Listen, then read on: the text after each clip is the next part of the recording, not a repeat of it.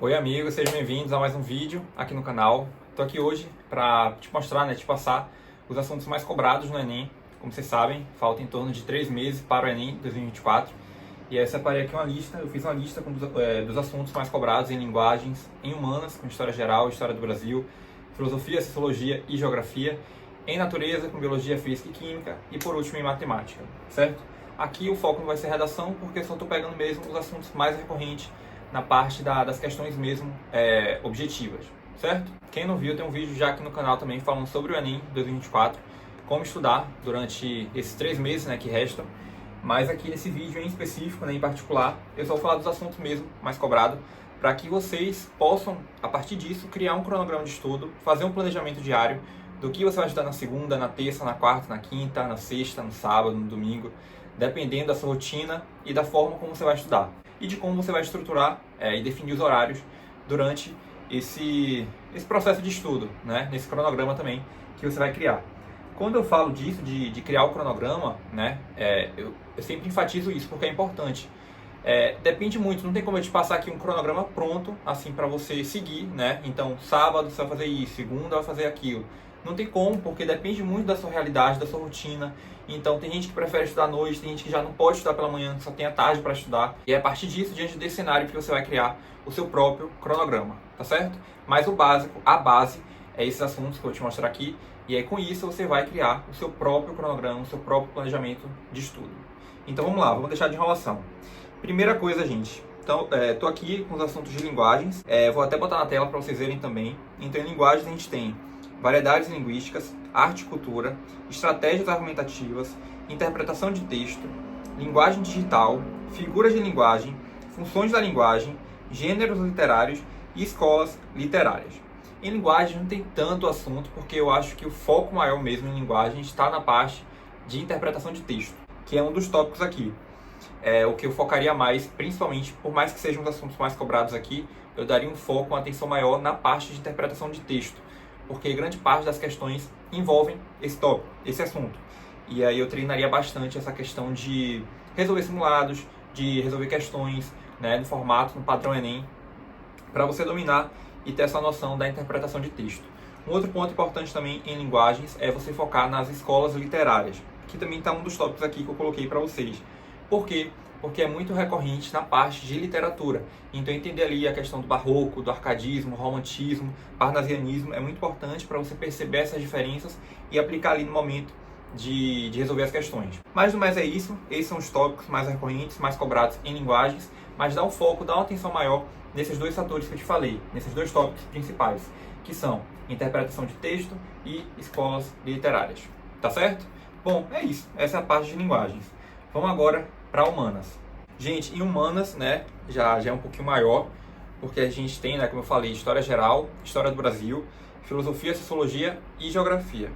Em história geral a gente tem pré-história, Egito Antigo, Mesopotâmia e Pérsia, Grécia Antiga, civilização romana, Império Bizantino, sistema feudal, Baixa Idade Média, Renascimento e mercantilismo, absolutismo e Revolução Industrial, Iluminismo e independência dos Estados Unidos, Revolução Francesa, Era Napoleônica, Neocolonialismo, Primeira e Segunda Guerra Mundial e Guerra Fria. O que eu falaria para você aqui, certo? Por mais que tenham vários tópicos, já é diferente um pouco de linguagens, não precisa aprofundar muito em cada tópico, em cada assunto, porque é muita coisa, gente. A história é vasta, diversa, tem muita coisa ali que ocorreu. Então, foca só nos pontos mais importantes daquele período, daquele assunto. Então, por exemplo, sistema feudal. Quais são as principais características desse tópico? Império Bizantino. Quais são as principais características? E aí, com isso, você pode até fazer um resumo, um resuminho pequeno, ou então flashcards, para você estudar a partir disso, em cima disso. Porque assim você também não fica tão sobrecarregado e você consegue dar conta de todos esses tópicos.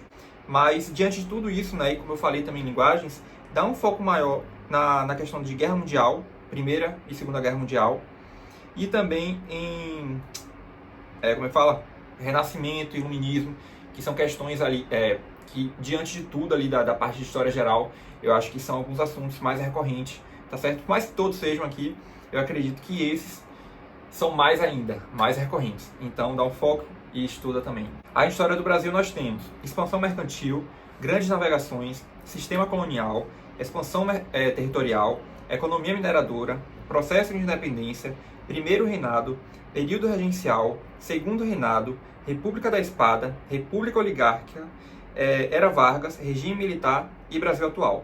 O mesmo apontamento que eu falei de história geral. Vê os tópicos ali mais importantes, né? Coloca ali e faz um resumo diante disso. E é importante também ter essa noção da linha do tempo, né? Do que ocorreu ali na época da expansão mercantil, do sistema colonial, da República, do primeiro reinado, do segundo, certo? Eu acho que isso é muito importante também para você gabaritar e acertar grande parte das questões envolvendo a história do Brasil. É isso. E aí depois nós temos geografia, agricultura, geografia urbana, geografia populacional, globalização, cidadania, cartografia, estrutura da terra, fonte de energia, questão ambiental e atualidade. E por fim, na parte de humanas, com filosofia e sociologia, nós temos escola helenística, racionalismo moderno, escola sofística, Aristóteles, Sócrates e Platão. Dentre todos, né, eu acho que esses três aqui são os mais importantes, certo? Para você ter noção mesmo do período, das ideologias, do que eles acreditavam, das obras, certo? É importante ter essa noção geral de Aristóteles, Sócrates e Platão. Filosofia medieval e moderna, Escola de Frankfurt, Immanuel Kant e Nietzsche, também importantes, né? Junto com Aristóteles, Sócrates e Platão. Sociologia contemporânea, cidadania, cultura e educação, política, poder e Estado, capitalismo, economia e sociedade, indústria cultural, Max Weber e o mundo globalizado. Você pode achar que tem muita coisa em filosofia e sociologia, mas eu só coloquei alguns tópicos aqui só para você ter noção do conceito mesmo. É um conceito geral de, por exemplo, de política, de poder, de Estado, é importante para você conseguir resolver algumas questões de humanas, porque por mais que a gente saiba, né, que humanas já é um pouco diferente de linguagens, que é mais interpretação de texto, tem questões também em humanas que envolvem interpretação de texto. Às vezes a resposta até no próprio texto em si. Então, quando você já domina esses conceitos de política, de Estado, né, de economia, de sociedade, de indústria cultural, isso é muito bom e ótimo para você conseguir acertar grande parte das questões de humanas. Por isso que eu coloquei aqui também no tópico de filosofia e sociologia, para você dar uma estudada e separar esses conceitos mais importantes para poder estudar e entender. É isso, gente. Essa é a parte de humanas. Vamos agora para a natureza, com biologia, física e química. Bom, em biologia nós temos origem da vida, ecologia, bioquímica, citologia, parasitologia, metabolismo energético, histologia, genética e biotecnologia, taxonomia sistemática, reinos biológicos, biomas e fisiologia humana. Em física, unidades de medida, movimento e lançamentos, dinâmica e leis de Newton, equilíbrio, hidrostática, trabalho e energia, gravitação, termologia, óptica geométrica, ondas, eletrostática e eletrodinâmica. E por último, em natureza, em química, estudo da matéria, estrutura atômica, tabela periódica, funções inorgânicas, estequiometria, solubilidade, termoquímica, cinética, equilíbrio químico, equilíbrio iônico, eletroquímica, química orgânica, isomeria, reações orgânicas e química ambiental, certo? Então esses são os assuntos mais cobrados em biologia, física e química. E por fim, gente, mas não menos importante, em matemática nós temos matemática básica, já coloquei até no topo, porque para mim, né, no meu ver, é um dos mais importantes, um dos assuntos mais importantes e fundamentais para você estudar e dominar, porque sem isso, sem uma boa base, né, de, por exemplo, questões envolvendo ali cálculos de números simples, quebrados, né, adição, subtração, multiplicação, porcentagem, tabelas, acho que isso tudo é muito importante, eu acredito, para você já dominar a parte mais avançada, que envolve trigonometria, probabilidade, PA e PG, interpretação de gráficos e tabelas, porcentagem, escala, funções do primeiro e segundo grau, média, moda e mediana, matemática financeira, estatística, geometria analítica, plano espacial e também análise combinatória. Tem log também, né, logaritmos, eu não coloquei aqui, mas o log não é tão recorrente assim no Enem. Claro que aqui são os assuntos mais cobrados, mais recorrentes no Enem. Tem outros também que eu não citei aqui, mas eu coloco aqui os assuntos mais cobrados e mais recorrentes para você ser mais estratégico. Ainda mais faltando pouco tempo para o Enem. Não tem como você, pelo menos é o que eu acredito, estudar tudo isso durante esse tempo, né? Se eu colocar ali todos os assuntos mesmo que são cobrados. Então, se você é estratégico e estuda aquele assunto que é mais recorrente, é muito melhor. Você está sendo muito mais produtivo. Porque às vezes, ainda mais nessa questão, nessa condição do tempo ser muito curto, Não tem muito sentido você pegar um assunto que cai a cada 5 anos.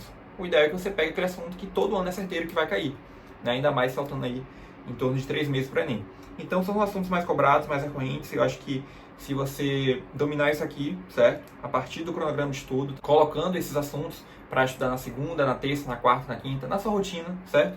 E de acordo com o que for melhor para você e com o que tiver mais disponível também, o que for mais confortável, eu acho que não adianta nada, por exemplo, você sabe que não rende tanto à noite. Então, por que vai colocar um assunto que você tem dificuldade para estudar à noite? Tem isso também. Não só é necessário ter esses assuntos mais cobrados, né, para fazer a lista ali e colocar no cronograma, mas você se conhecer e ver quais serão, né, os horários para você estudar determinado assunto.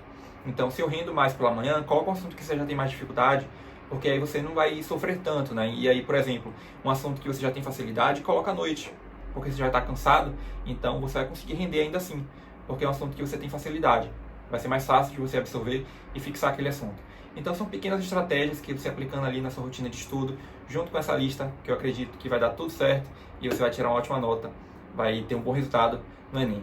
É isso, gente. Esses são os assuntos mais cobrados, tá certo? Em matemática, em natureza, com biologia, física e química, em humanas, com história geral, história do Brasil, filosofia, sociologia e em linguagens. Eu espero que vocês tenham gostado do vídeo e em caso de dúvidas é só falar comigo aqui nos comentários.